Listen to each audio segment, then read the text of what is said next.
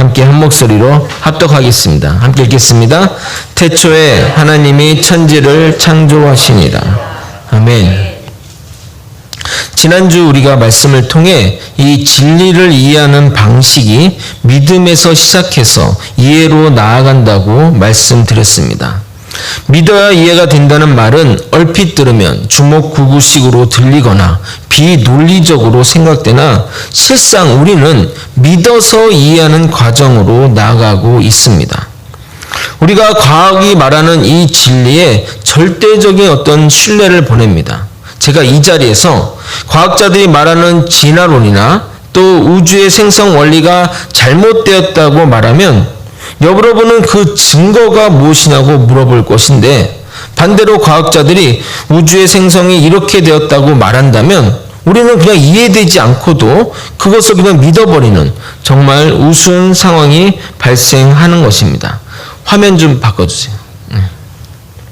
오늘은 이 생각에, 아니 그게 아니라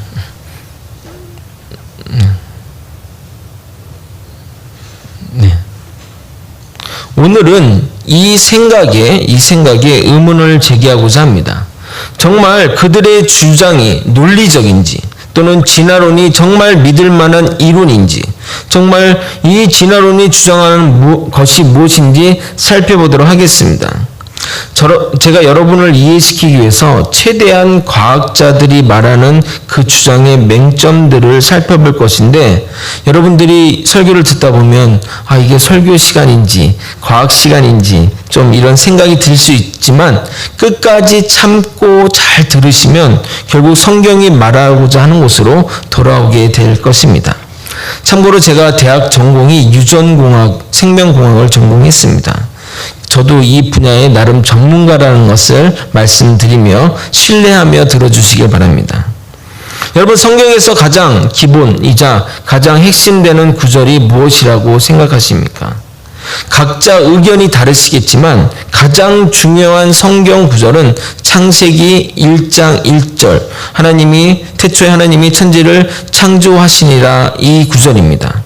왜냐하면 이 딱 폈는데 이게 믿어져야 그 다음 장으로 넘어가지 않겠냐, 이 말입니다. 만약 홍만식 저자의 엄청나게 부자로 사는 법을 출간했다고 가정해 봅시다. 책 제목이 좋아서 그 책을 딱 샀어요. 딱 나오자마자 바로 사서 딱 첫 페이지에 저자 소개를 딱 폈는데, 저자 홍만식은 원빈보다 잘생겼고 유재석보다 더 나이스하며 방탄소년단보다 춤을 잘 춘다고 써있다면 여러분, 그 다음 페이지를 넘길 생각이 있으십니까? 그렇죠. 당장 우리 아내를 제외하고 여기 계신 대부분들은 다 쓰레기통에 직행할 것입니다. 그러니까 창세기 1장 1절이 믿어져야 그 다음으로 계속 읽게 되는 겁니다. 그게 안 믿어지는데 성경을 읽는다는 것은 그냥 독특한 취미라고 볼 수밖에 없습니다. 그래서 우리 그리스도인들은 창세기 1장 1절을 믿는 사람이라 정의할 수 있습니다. 그러면 여러분에게 한번 질문을 들어보겠습니다. 여러분은 창조론을 믿으십니까? 진화론을 믿으십니까? 이렇게 물으시면 대부분 다 창조론이라 답을 하실 겁니다. 그래서 제가 객관식으로 한번 물어보도록 하겠습니다. 객관식으로 얘기하면 조금 달라집니다. 창조론과 진화론에 대해 어떻게 생각하시는 질문에 1번 진화론이 맞다, 2번 창조론이 맞다, 3번 창조론이 맞는데 왠지 진화론이 그럴듯해 보인다, 4번 잘 모르겠다. 자, 몇 번일까요? 여러분 어떻게 생각되세요? 1번은 없으시겠죠? 2번, 3번, 4번 잘 모르겠다. 어른들은 대부분 2번을 답하지만 청소년이나 젊은이들은 3번 내지는 4번을 많이 답합니다. 창조론은 약간 억지 같고 진화론은 왠지 그럴듯해 보인다고 말합니다. 왜 그게 그럴듯해 보이는지, 또 그게 왜 말이 안 되는지를 제가 먼저 두 가지로 확인시켜 드리도록 하겠습니다. 우리의 모든 유전 정보, 제가 이렇게 생긴 것은 DNA에 그 유전 정보가 담겨 있기 때문입니다. 그래서 저의 DNA를 빼서 복제를 한다면 저와 똑같은 것이, 이론적으로 똑같은 것이 생성될 수 있습니다. 이 DNA는 설계도와 같습니다. 그래서 이 설계도를 가지고 수많은 집을 만들어내는 것과 마찬가지입니다. 그런데 이 DNA는 화학 원소의 결합이므로 아무리 오랜 세월이 지나도 결코 변하지 않습니다. 여러분, 감독 스티븐 스필버거의 영화 쥐라기 공원을 보셨습니까? 거기에 보게 되면 모기가 공룡의 피를 빨아먹었는데 빨아먹자마자 송진에게 덮여가지고 보석이 되어 화석이 됐는데, 나중에 과학자들이 그 모기의 피를 추출해서 공룡을 만들어낸다는 것이 그 영화적인 설정입니다. 영화적 설정이지만 이론적으로 가능한 설정입니다. 왜냐하면 이 DNA는 아무리 오랜 세월이 지나도 변하지 않기 때문입니다. 그것이 몸 안에 있든 몸 밖에 있든 상관없이 계속해서 그 유전자는 변함없이 후대에 이렇게 내려져 가는 겁니다. 그래서 돼지는 돼지만 낳고 소는 소만 낳는 겁니다.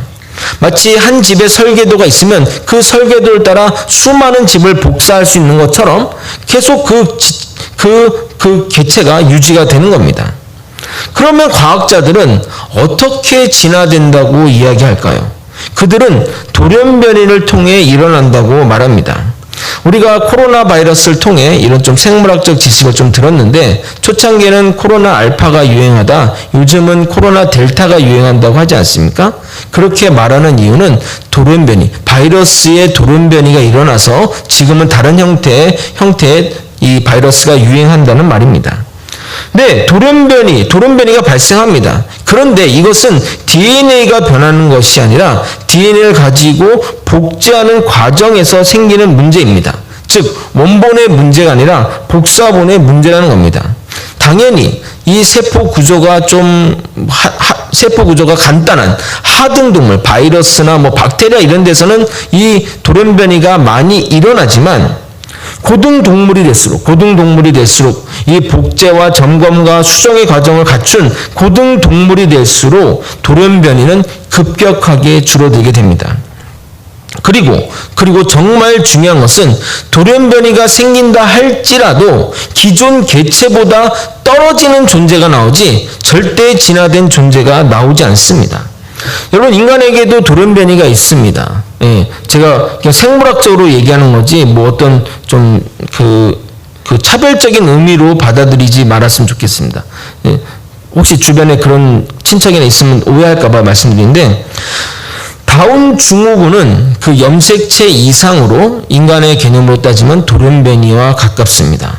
다운 증후군 아이들은 일반인에 비해 지능도 많이 떨어지고 더욱이 20세 이상을 살지 못한다고 합니다. 인위적인 돌연변이도 있습니다. 방사선 피폭을 많이 받게 되면 돌연변이가 발생하게 되는데, 방사선 피폭 받은 사람들을 본 적이 있으십니까? 거의 없으시겠죠. 일본에 가면 그런 그 분들인데 거의 다 돌아가셨죠. 그러니까 피폭을 받게 되면 그분들은 오래 살지 못하고 갖가지 질병과 고통받다가 돌아가시게 됩니다. 영화처럼 이 거북이가 닌자 거북이가 되면 좋겠는데 대부분 그렇지 못한다는 겁니다.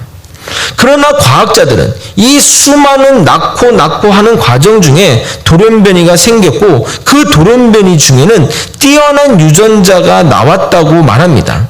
이론적으로 가능합니다. 왜냐하면 그 다른 동물들과, 이 비슷한 동물들과의 유전자 차이가 거의 없기 때문입니다.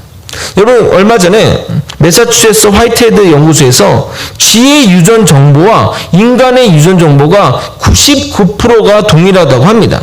그럼 이렇게 생각하시죠. 1%만 변하면 그냥 이 쥐도 인간이 진화할 수 있느냐고 생각할 수 있습니다.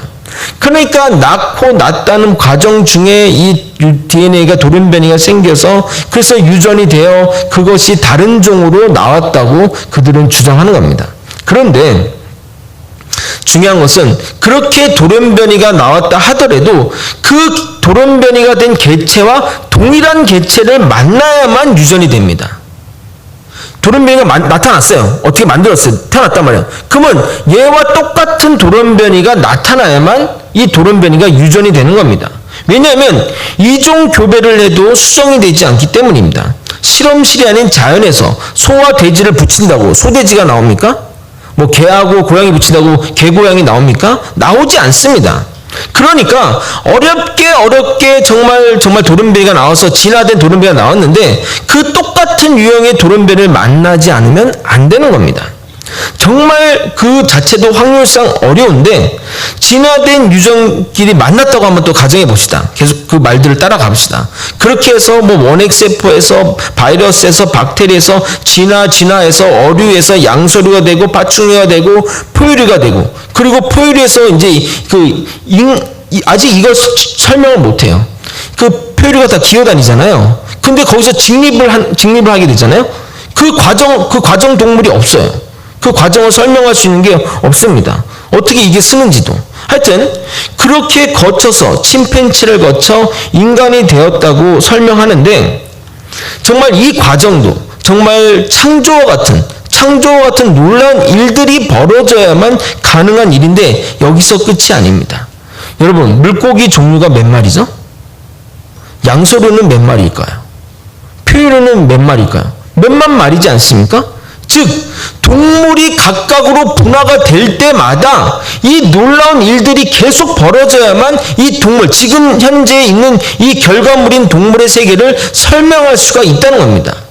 우리가 보지를 못해서 그렇지 하나님이 각기 종류대로 창조하셨느니라, 이 말만 믿으면 끝나는 건데, 각기 종류로 해서 이 말만 믿으면 되는데, 이 말을 믿기 싫으니까 정말 창조보다 더한 일들이 계속 벌어져야만, 정말 이런 이벤트가 계속 벌어져야만 지금의 시대를 설명할 수 있다는 겁니다. 그러면 또 과학자들이 말하는 우주의 탄생 원리를 살펴보겠습니다. 과학자들은 이 우주가, 이 지구와 태양과 이 모든 우주가 빅뱅에 의해 탄생되었다고 합니다. 고도로 응축된 거기에 그 응축된 점 안에 갑자기 엄청난 폭발을 하며 거기서 우주의 모든 물질, 뭐 지구, 태양, 뭐 목성, 토성, 뭐 안드로메다, 뭐 이런 것들이 다 튀어나오면서 정말 튀어나오면서 엄청나게 외부로 나가는데, 그것도 신기한데 이 퍼져나가는 가운데 그냥 태양이 어떻게 또 이쯤 태양계 위치에 와서 태양이 가운데 쓰고, 태양이 또 반대로 돌 수도 있잖아요. 태양이 쓰고 거기에 막 행성이 돌면서 거기에 이 생명체가 만들어졌다고 말합니다. 여러분, 태양도 우주의 중심을 향해 도는 걸 아십니까? 제가 지난주에 얘기했잖아요. 지구가 엄청난 속도로 도는데 지구뿐만 아니라 이 태양도 엄청난 속도로 돌아요. 그러니까 지구는 쫓아가면서 도는 거예요. 이렇게 쫓아가면서. 여러분이 지금 타고 있는 차를 500년 전으로 보내면 어떤 일이 벌어질 것 같습니까?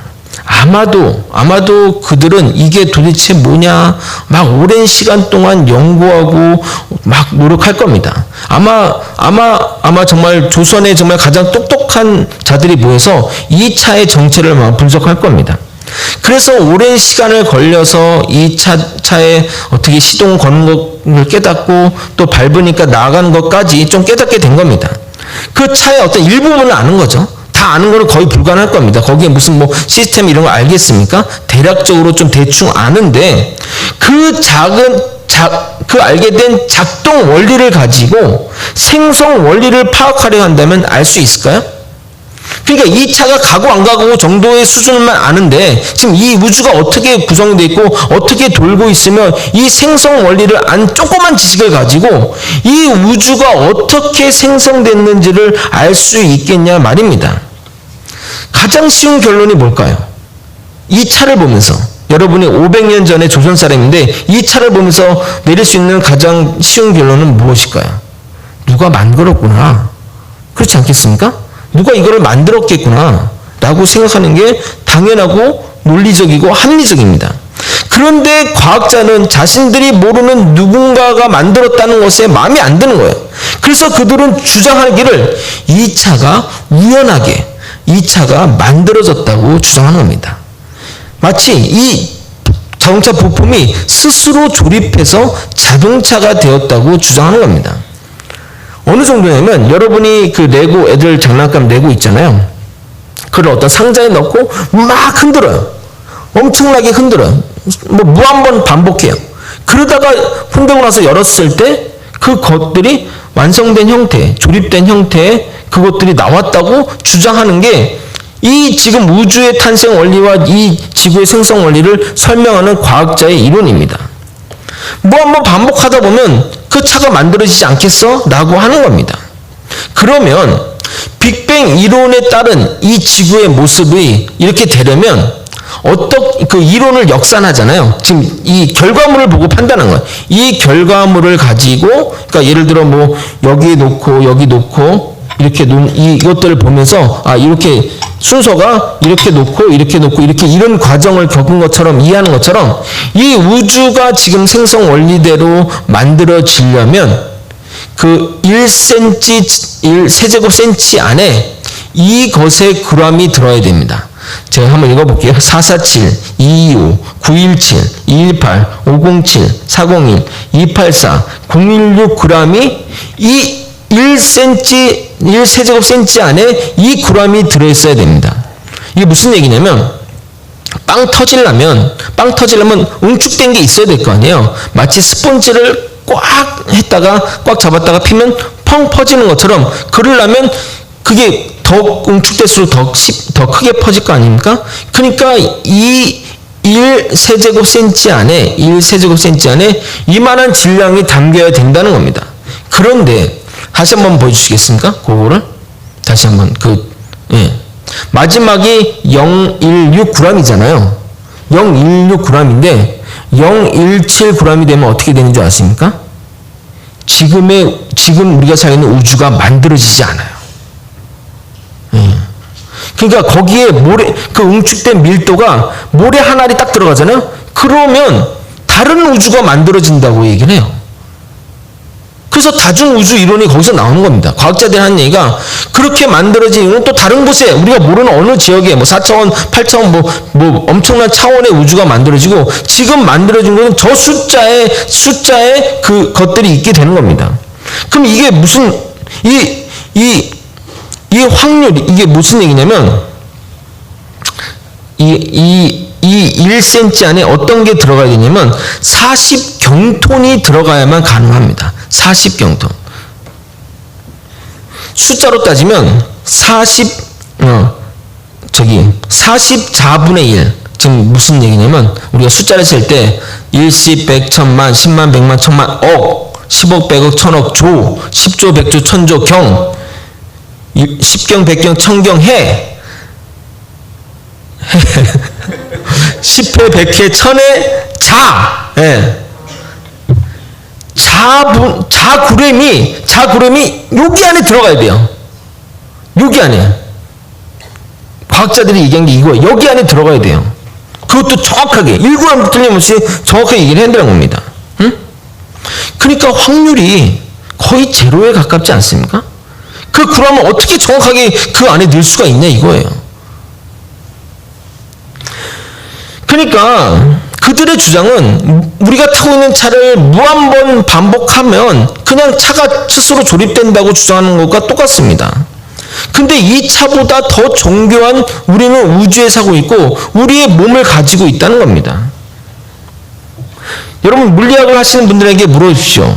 그 빅뱅 이론이 맞는다면 그 1세제곱센치 안에 몇 g이 들어가야 돼 하면 이 숫자를 얘기할 겁니다. 그러면 한 번 더 물어보세요. 너 그걸 믿니? 여러분 과학자들은 그럼에도 불구하고 왜 그 작은 점 안에 그 응축된 질량이 모였는지 그리고 그 어떤 힘이 그것들을 모으고 있는지 설명을 못합니다. 그리고 왜 폭발하는지도 설명 못합니다. 증명할 수 없는 얘기, 확인할 수 없는 이야기만 내놓을 뿐입니다. 또한 이 진화는 연력학 제2법칙에 의해 어긋나는 법칙입니다. 제가 과학 이론을 자꾸 얘기해서 너무 여러분이 다 왔어요. 너무 죄송한데 과학 용어 중에 이론이 있고 론이 있고 법칙이 있어요. 법칙은 증명이 된 거를 얘기합니다. 그래서 만류인력의 법칙, 이것은 증명됐기 때문에 만류인력의 법칙이고 증명할 수 없는 것은 론, 창조론, 진화론, 뭐 이런 빅뱅 이론, 뭐 이렇게 이런 것들은 이론이고 증명되지 않은 것을 얘기합니다. 그러니까 증명할 수 없는 그러나 이론상으로는 확률적 가능한 법칙인데 빅뱅을 통해 우리가 만들어지는 이 확률이 44분의 1의 확률입니다. 그런데 이 모든 물질은 질서에서 무질서로 가며 그리고 무질서한 것이 질서로 가려면 외부의 힘이 가해져야 된다는 것이 연력학 제2법칙입니다. 쉽게 얘기하면 더운 물이 찬물 되는 건 저절로 되죠. 가만 놔두면 더운 물이 차가워진 건 너무 당연하잖아요. 근데 찬물이 더운 물이 되려면 어떻게 되죠? 외부의 열이 주어져야만 가능한 겁니다.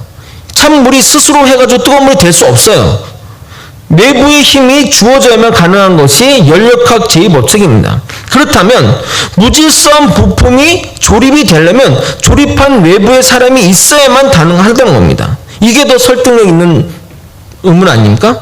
여러분 애들 방에 뭐 내구가 막 깔려있는 이런 방에 있다가 한참 후에 그 방에 돌아왔는데 뭐 제대로 된 성이 조립돼 있어요. 그러면은 여러분 뭐라고 생각했어요? 우리 아들이 조립했구나 할 거 아니에요. 근데 여기서 이게 저절로 만들어졌구나 이럴 사람이 있습니까? 바보가 아닌 이상?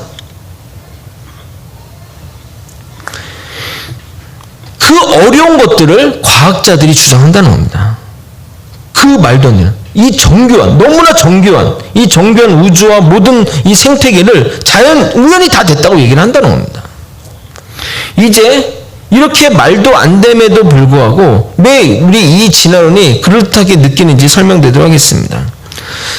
지난 수요예배 때도 말씀을 드렸지만 진화가 맞다고 한다면, 진화가 여태까지 된 것이 맞다고 한다면 인간은 진화가 안 되겠습니까? 여러분 많은 영화나 드라마도 인간의 진화를 전제해서 스토리를 만들고 있습니다. 뭐 미국 드라마 히어로즈나 뭐 영화 엑스맨, 넓게는 어벤져스까지 인간과 신의 어떤 중간에 위치한 특별한 주인공이 등장하는데 그들이 뭐 유전자 조작이나 어떤 유전자 실험을 통해 만들어진 인간입니다. 뭐 엑스맨, 뭐 헐크, 뭐 캡틴 아메리카, 블랙 위도우, 그런 사람들은 거의 신에 가까운 존재들입니다. 그러면 여러분 인간이 이렇게 진화하면 초능력 인간이 된다고 생각하십니까? 아니면 나중에 낳고 낳다 보면 이런 사람들이 나올 거라고 생각하십니까? 현재 세계 인구가 70억입니다. 그리고 이 오랜 세월 동안 낳고를 얼마나 많이 했습니까? 수천억의 인구가 있는데 왜 인간 돌연변이는 나오지 않냐 이 말입니다. 어디 특별한 곳에 모여서 CIA의 감시를 받으며 존재하는 걸까요? 어디 뭐 아프리카 네브라스카 어디 무슨 사막의 지하의 벙커에 뭐 모여 있는 걸까요? 어린 아이에게도 물어봐도 인간이 진화해서 초능력이 될 거냐 물어보면 고개를 갸웃거립니다. 그런데 여러분 제가 말씀드렸지만 그런데도 이 원엑스세포에서 인간까지 됐다면 인간이 그 다음 단계 초능력되는 것은 너무 쉬운 거예요. 아니 원엑스세포에서 이걸 된 걸 믿었는데 인간이 초능력되는 게 어려워요? 우리 우선들은 막 천둥번개를 일으키고 그런 애들 나와야지 당연히 진화해야 되잖아요. 원엑스세포에서 됐는데 우리의 과학은 결과를 보고 추론할 뿐입니다. 우리가 침판지에서 진화했던 이유는 그냥 단순한 유사성입니다. 왜 그렇다고 한다면 이 세상에는 인간과 침팬지 사이의 중간 단계는 왜 없냐 이 말입니다. 그들은 그렇게 얘기해요. 적자생존으로 그들을 다 죽였다고. 그럼 왜 침팬지는 안 죽였습니까? 침팬지도 죽여야 되잖아요. 근데 왜 안 죽이냐 이거예요. 이 세상을 보게 되면 오히려 약자들이 그 개체수를 늘려가며 더 많은데 중간에 존재하는 살아있는 화석은 왜 없냐 이거예요. 그러면 강한 자만 살아나면 토끼나 이런 거 다 죽어야 될 거 아니에요. 그 독수리만 근데 오히려 개체수가 적어요.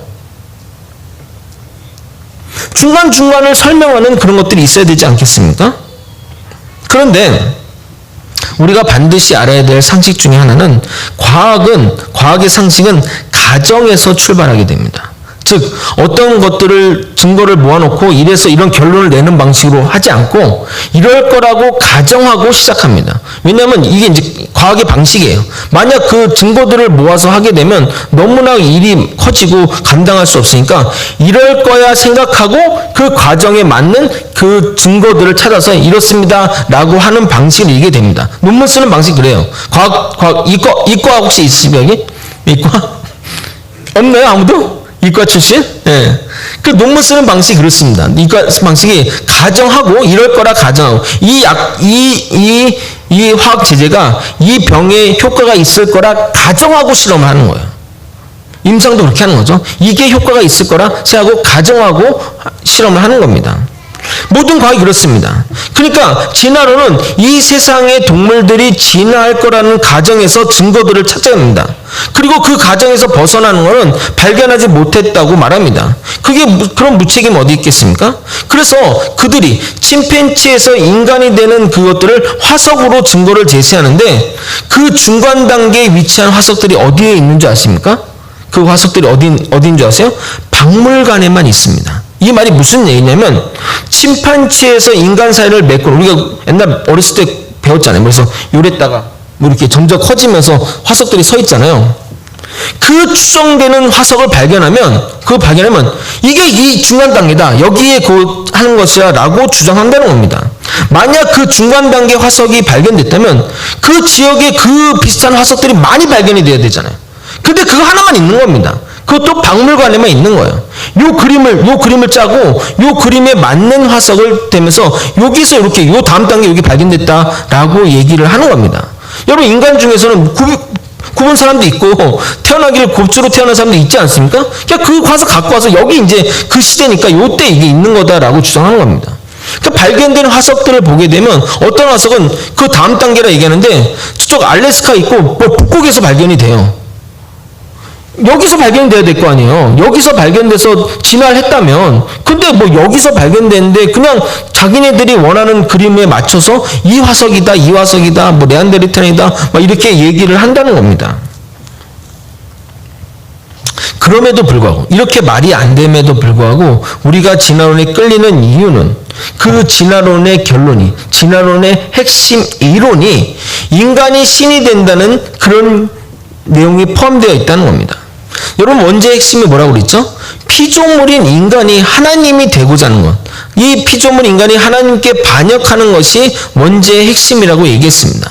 이 뱀이 꼬실 때 어떻게 꼬시는지 아십니까? 출애굽기 3장 5절을 읽어보겠습니다. 출애굽기 3장 5절 함께 읽겠습니다. 시작. 너희가 그것을 먹는 날에는 너희 눈이 밝아져 하나님과 같이 되어 선악을 알 줄 하나님이 아심이니라. 뱀이 꼬시는 거죠. 네가 이걸 먹게 되는 하나님같이 될 거야. 너는 피조물이 아니고 창조주가 될 수 있다 라고 얘기를 하는 겁니다. 이 이유로 원죄적 죄인이 된 이유로 인간은 끊임없이 신에 도전했습니다. 여러분 하나님을 믿지 않은 사람들에게 뭘 믿냐고 물으면 뭐라고 대답하는지 아세요? 내 주먹을 믿어 또는 나를 믿어 내가 가진 돈이나 뭐 이런 것들을 믿는다고 합니다. 이 모든 것이 신을 대체하는 도구들이며 그 중심에는 나 자신이 자리 잡고 있는 겁니다. 그래서 이 신이 된다는 이 진화론에 우리가 이렇게 끌리게 되는 겁니다. 그러므로 우리가 진화론을 믿는다는 것은 과학 이론 중에 하나를 믿는 것이 아닙니다. 진화론을 믿는다는 것은 내가 신이 되겠다는 것이며 내가 주인이 되겠다는 것이기에 결국 하나님을 부정하는 겁니다. 결코 쉽게 생각할 문제가 아니라는 겁니다. 여러분 사탄교라고 아십니까? 사탄교? 이 종교가 정말 있고 캘리포니아에 엄청난 크기의 성전도 있다고 합니다. 안톤 라베이가 창시한 사탄교회는 전 세계적으로 80개의 교회와 10만 명의 신도를 거느리고 있는 단체입니다. 여러분 우리도 십계명 있죠? 그 사탄교도 십계명이 있어요. 그 1계명이 뭔지 아십니까? 사탄교의 제1계명이 뭔지 아세요? 사탄이 하나님이다? 아니요. 제1계명이 뭐냐면 내 삶의 주인은 너다. 네 삶의 주인은 너다라고 얘기를 합니다. 구체적인 행동으로는 개인주의, 쾌락주의, 세속주의, 자기중심주의를 가장 핵심 가치관으로 여깁니다. 내 삶의 주인이 나다. 내가 신이다라는 것의 변형일 뿐입니다. 그러나 인간은 신이 될 수 없고 하나님의 피조물이라는 사실을 잊어서는 안 됩니다. 왜 우리가 진화론이 아닌 창조의 법칙을 믿어야 하는 진짜 이유는 그 믿음 안에 담겨진 의미들이 있기 때문입니다. 내가 진화론을 믿으면 진화론을 믿는 따라오는 것들이 있고 내가 창조를 믿으면 창조에 따르는 것들이 있다는 겁니다. 그래서 만약 우리가 진화론을 따르게 되면 끊임없이 적자생존의 무한 경쟁의 수레바퀴를 돌게 되는 것이고 내 이웃은 형제가 아닌 적이며 내가 살기 위해 적을 제거해야 되는 이 세계관에 살게 되는 겁니다. 또한 진화를 따르게 되면 도덕적 인간, 인간다움 인간 뭐 이런 주장은 무의미해집니다. 우연한 존재고 동물에 다를 바 없는 인간인데 그 존재의 가치를 따지고 인간다움을 논할 수 있냐 이 말입니다. 진화론에 따르게 된다면 꼭 침팬지에서 인간이 되란 법이 없습니다. 돼지에서도 돼지 다음에 돼지 인간으로 진화할 수 있고 소에서도 소 인간으로 진화할 수 있습니다. 농담이 아닙니다. 진화론에 따지면 어느 곳에서도 다 될 수, 바퀴벌레에서도 될 수가 있어요. 유전자가 변화되면 어떻게 될지 모르는 건데, 그럼 상상해 보십시오. 제가 설교를 하고 여러분 믿으십니까? 하니까 아멘 대신 꿀꿀 막 이렇게 생각해 보십시오. 끔찍하지 않습니까? 네? 여러분 믿으십니까? 아멘 대신 네, 뭐 재미없습니까? 자, 어느 목사님이 이렇게 말씀하셨습니다. 자기는 창조론이나 진화론이나 이런 거는 잘 모르겠고 설명해줘도 모르는데 이 눈썹만 보더라도 하나님의 창조를 의심할 수 없다고 합니다. 여러분 털들은 보통 위로 나거나 하는데 이 눈썹은 왜 옆으로 난 줄 아세요?